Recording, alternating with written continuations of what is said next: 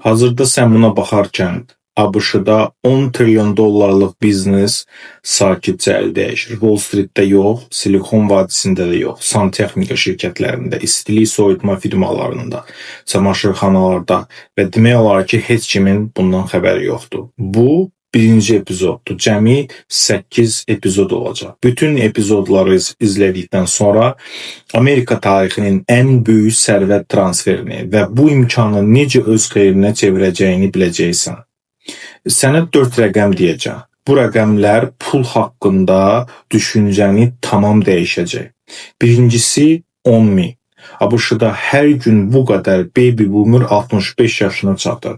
Hər bir gün. Bu mənim rəqəmim deyil. Pew Research-ün məlumatıdır. İkincisi 13,6 milyon. Amerikada 55 yaşdan yuxarı adamlara aid kiçik bizneslərin sayıdır. Bütün kiçik bizneslərin 41%. Bunlar startup deyil. Bunlar 10, 20, 30 il işləyən, pul qazanan şirkətlərdir. Üçüncüsü 73%. Bu biznes sahiblərinin 73%'nin heç bir planı yoxdur. Biznesi kimə ötürəcəklər bəlli deyil, təqaüdə çıxanda nə olacaq bəlli deyil, heç nə. Dördüncüsü 20-30%. Satışa çıxarılan bizneslərdən alıcı tapanların sayı. Qalanlara nə olur? Sadəcə bağlanır. Qapılara örtülür.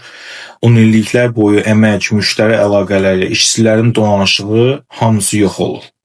Yəni baxın nə alınır. Tək ABŞ-da milyonlarla pul qazanan biznes var, yaşlı sahiblərin əlində planı yoxdur, alıcısı yoxdur. Sizcə bunun nəticəsi nədir? Nəslimizin ən böyük alış imkanı. Gəlin ştatlar üzrə rəqəmlərə baxaq, çünki mənzərə ağlasılmazdır. Tək Kaliforniyada 4,2 milyon kiçik biznes var, təxminən 1,7 milyonu boomerlara aiddir. Hər 115 min boomer biznes sahibi gedir, yalnız bir ştatda. Texas ildə 85 min, Florida 82 min, New York 83 min.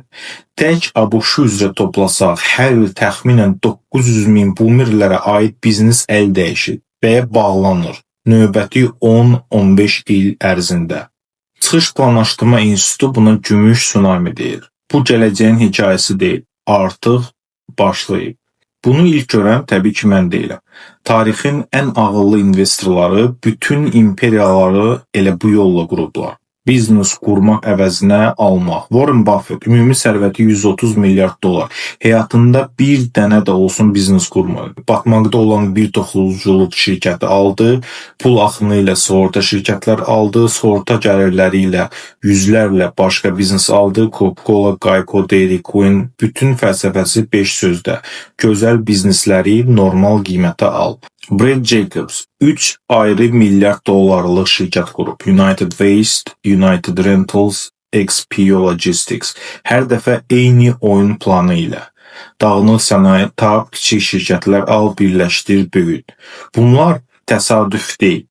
Bu dəfələrlə işlənmiş modeldir və kitablar var ki, bunu necə edəcəyinizi öyrədir. Bu mövzuda ən yaxşı kitab düşünürəm Volcker Dable'ın Buy Then Build kitabıdır. Biznes almaq istəyən hər kəs bununla başlamalıdır. Harvard professorları var, Rubik və Yutkov. Onlar da bu barədə beləcə yazıblar.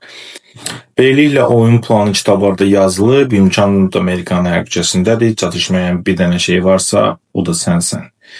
Sual verirsən ki, bəs niyə hamı bunu etmir? 3 səbəbi var. Birincisi, seksi deyil. Heç kim dezinfeksiya şirkəti haqqında TikTok çəkmir. Heç kim Instagramda sahne-texnika biznesi ilə lovğalanmır, tədbiq yoxdur, investor təqdimatı yoxdur. Ona görə də heç kim haqqında danışmır. İkincisi, görünmür.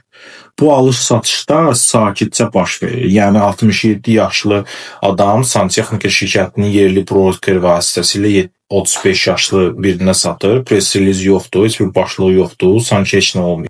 Üçüncüsü də ən böyük oldu ki, insanların çoxu biznes ala biləcəyini bilmir. Hamı düşünür ki, sahibkar olmaq üçün sıfırdan başlamalısan, qarajda oturub nəsə icad eləməlisən, illərlə gəlirsiz əziyyət çəkməlisən, qəpik-qəpik yaşamalısan. Bəs yaxşı, mən sizə desəm ki, bütün bunları atlayıb birbaşa başlamağın yolu var. İlk gündən müştərilər var, gəlir var, pul axını var, işçilər var, hər şey hazır. Sadəcə açarı alıb davam edirsən. Bu 8 epizod bunun haqqındadır. İkinci epizodda nə gələcək? Sizə göstərəcəm ki, sıfırdan biznes qurma. Diqqət, buna görə tənqid olunacaq. Sahibkar olmağın ən axmaq yoludur. Həqiqi araşdırmalar açacağım. Harvard, Stanford, Nobel mükafatlı iqtisadçılar hamı eyni nəticəyə gəlib ki, almaq qurmağı üstələyir və fərq böyükdür. Amma insanların qaçırdığı bir şey var. Bu yalnız pul haqqında deyil. Alınmış bizneslərin niyə startapları üstələdiyi izah edən elmi izah var. Bunu başa düşdükdən sonra sahibkarlığa heç vaxt eyni gözlə baxmayacaqsan. İkinci epizod gələn şənbə çıxır. Abunə olmamısansa mütləq ol, qaçırma. İnan ki, üçüncü epizodda göstərəcəyim riyaziyyat beynini partladacaq. Mən Ülfət Hacıyevəm, bu Gümüş Tsunamidir və biz hələ yeni başlayırıq. Biznes al, qurma.